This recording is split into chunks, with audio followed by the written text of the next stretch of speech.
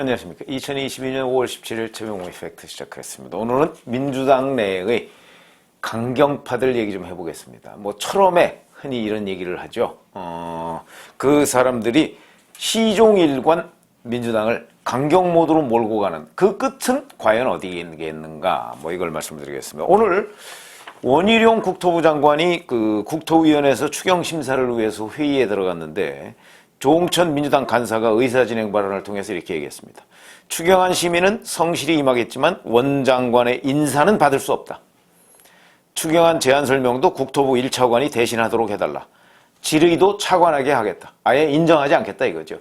그러니까 원희룡 국토부 장관 후보자가 인사청문회 때 받은 여러 가지 의혹들을 얘기를 해가면서 그게 해소 안 됐으니까 장관으로 인정하지 않겠다. 글쎄요. 언제까지 인정하지 않는지 한번 보죠. 자, 한덕수 총리 후보자 표결. 저는 표결에서 부결시킬 수도 있습니다. 그러나 어찌됐든 표결은 해야 되는 것 아닌가요? 표결 자체를 지금 미루고 있습니다. 언제까지 미루게 될지는 모르겠으나 미루고 있다. 이거는 국회로서의 의무를 버리고 있는 것이다. 저는 이렇게 생각을 하고, 한동훈 법무장관 후보자 오전 중에는 그 임명을 안 했습니다. 이제 오후에 할 거라고 이렇게 얘기가 나오고 있는데 여전히 민주당에서는 부적격이다 이렇게 지금 주장을 하고 있는데, 글쎄요, 부적격이면 부적격이라는 사실을 국민들한테 설명을 해서 국민 여론으로 자, 한동훈 법무부 장관 임명하면 안 된다 이런 걸 만들어내면 되는 것 아닙니까? 인사청문회에서 부적격이라는 거 전혀 국민들 앞에 드러내지도 못하고 오히려 자기네들이 크게 헛발질 해놓고서 지금 와서 멋쓰고 하니까 온갖 공격을 퍼붓는데 그 공격에 팩트가 없습니다. 그냥 부적격이라는 거예요. 뭐가 부적격이라는 걸 설명을 해야죠. 그래서 정말 아마 국민들 다수가, 압도적 다수가 이런 사람 부적격이다라고 하면 윤석열 대통령 아니라 누구라도 한동훈 법무부 장관을 임명하지 못할 것입니다. 그런 일 없습니다. 오히려 민주당에서 말하는 것 보면 이 사람들은 왜 이러지? 라는 생각이 들 정도다. 왜냐면 이거 한번 생각해 보시죠. 윤호중 공동비대위원장이 한동훈 후보자에 대해서 이렇게 얘기했습니다. 요리조리 발뺌으로 일관하는 한동훈 후보자를 보고 있노라면 죄책감도 없이 법을 악용하는 법조 소시오패스는 아닌지 의심스러울 지경이다. 이렇게 얘기하고 있는데 이건 팩트는 아니죠. 아니 정말 한동훈을 소시오패스라고, 법조 소시오패스라고 인정하고 그걸 국민들 앞에 드러내려면 그러면 청문회 때 잘하면 되는 건 아닙니까?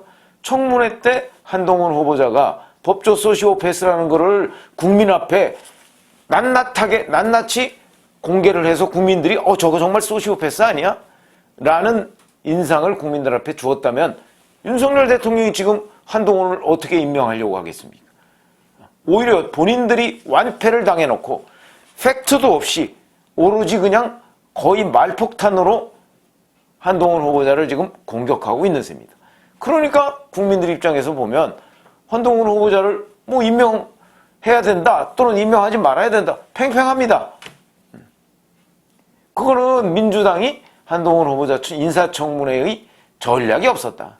그리고 한 방도 없었다. 이런 얘기가 되는 거니까 스스로 자책을 해야 될 상황에 지금 법조 소시오패스 같은 이른바 팩트 없는 공격을 계속하고 있다. 이거는 발목 잡기 정도의 다른 건 아니죠. 박홍근 원내대표 잘 아시지만 문재인, 이재명 지키겠다고 검수완박 밀어붙였습니다. 그걸 가지고 원내대표에 당선됐죠. 그러다 당선되자마자 윤호중 비대위원장이 원내대표 시절에 국민의힘과 합의했던 법사위원장 야당목 이거 지금 깨겠다고 그러고 있습니다. 이것도 오로지 강경파에 휘둘리고 있는 것이다. 그런데 이거보다 사실은 제가 오늘 하고 싶은 얘기는 이런 겁니다. 24일인가 이제 국회의장 경선을 민주당에서 합니다. 지금 몇 사람이 이제 출마를 한 상태죠. 박병석 국회의장 후임자를 뽑는 겁니다. 이건 국회에서 다수결로 뽑지만 일단 다수당이 그 1순위, 우선순위가 있는 거죠. 그러다 보니까 민주당 내에서 이제 경쟁을 하는데 167명이죠. 박완주 의원 제명을 해서 167명이 그 안에서 경쟁을 하는 겁니다. 근데 가장 먼저 공식적으로 출마 의사를 밝힌 오선의 조정식 의원이 이렇게 얘기했습니다. 국회의장이 되더라도 민주당의 일원임을 잊지 않을 것이다. 민주당 정신의 근본에 두고 국회의장직을 수행할 것이다. 윤석열 정권이 검찰공화국이라는 엄혹한 시대를 이겨내겠다. 글쎄요. 이렇게 얘기했고요. 비교적 온건파라고 하는 김진표 의원도 윤석열 정부를 강하게 견제하는 일이 국회 다수당인 우리 민주당의 사명이고 운명이다. 그 다음에 사선의 우상호 의원도 뒤늦게 출마 선언을 지금 방송을 통해서 했습니다. 그러면서 어제 저녁 때 초재선 의원들하고 좀 상의를 해서 강력한 권유를 받고 결심을 했다.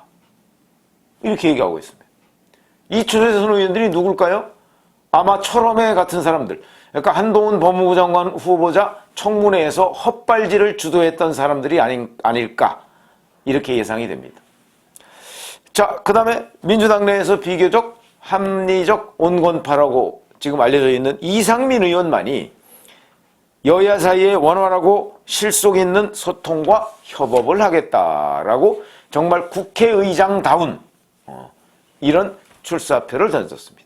그러면 이상민 의원을 제외하고 나머지 사람들은 전부 다 국회의장이 뭐하는 자리라 하는 것을 망각하고 오로지 민주당 내에 강경파를 위해서 손짓을 했다. 누가 당선될까? 글쎄 뭐 강경파들이 되겠죠. 강경파에 아부하는 사람들이 되겠죠. 근데 잘 아시다시피 국회의장은 당선이 되면 탈당을 해서 무소속으로 있어야 됩니다. 그러니까 적어도 형식적으로는 국회의장의 역할은 여야 간의 어느 한쪽으로 심하게 치우치면 곤란하다. 그게 바로 경륜과 경험을 요구하는 것이기 때문이죠. 그런데 지금 이 사람들은 국회의장에 당선돼서도 민주당 일원임을 잊지 않겠다 그래서 고향을 잊지 않겠다고 지금 출사표를 던지고 있습니다. 물론 민주당 내부에서의 경선이니까 강경파들한테 뭐 아부하는 이런 발언이 필요할 수도 있겠으나 당선을 위해서. 그러나 기본적으로 국회의장은 국민을 향해서 내가 어떻게 입법부의 수장 역할을 하겠다. 그렇게 해야 되는 것 아닌가요? 그런데 오로지 강경파. 그러면 강경파가 과연 얼마나 되길래? 근데 지금 민주당 안팎에서 이런저런 그 분석가들 얘기를 들어보면 민주당 강경파라는 게 대략 한 30명 수준 이렇게 얘기하는 사람들이 태반입니다. 그럼 167명에 30명 수준이면요. 얼마 안 됩니다, 정말. 20%도 안 되는 겁니다. 근데 그 정도 사람이 민주당을 좌지우지하고 있다? 그러면 나머지 80%의 사람은 뭐 하는 사람들이죠? 그래서 제가 보기에는 이 민주당의 강경파 한 30여 명 되는, 근데 이 사람들이 심지어는 문자 폭탄, 이 또 강경 권리당원들한테 휘둘리는 이런 현상을 보이고 있는데, 문자 폭탄하고 과거에 문바들의 폐해가 굉장히 막강하지 않았습니까? 그런데 지금 민주당의 도대체 주인이 누구냐? 이런 얘기가 있을 정도로 역시 지금도 소위 이재명 후보 진영의 개딸 운운한 개혁의 딸들, 양아들, 양심적인 아들들, 이런 얘기라든가, 하여튼 이런 정말 험악한 용어를 써가면서 문바들을 능가하는 그 강경파들에 휘둘리고 있는 민주당. 그래서 협상을 도대체가 할 수가 없습니다. 그러니까 어제 저녁에 민주당 지도부와 윤석열 대통령이 만찬을 해가면서 현안을 좀 협상을 하겠다. 거절해버리지 않았습니까? 자, 이런 식이 돼가지고서는 이런 식으로 민주당 내에서 협상파가 설당을 잃는 사태. 이거는요, 언제까지 갈 것인가? 결국은 이게 민주당의 지도부라는 사람들이, 지금 지도부가 임시 지도부죠. 비대위원회니까. 지도부라는 사람들이 강경파에 휘둘리기 때문이다. 이렇게 볼 수 있는데, 글쎄요, 강경파에 휘둘리다 보니까 이것이 최소한 지방선거까지 갈 것으로 보이고요. 아마 지금 현재의 흐름으로 볼 땐 지방선거가 끝나도 이런 현상은 바뀌지 않을 가능성이 대단히 높다. 이렇게 보죠. 자, 그러면 윤석열 대통령은 과연 이 협상파가 야당 내에서 설당을 잃는 이런 사태에 대해서 어떻게 대처해야 될 것인가?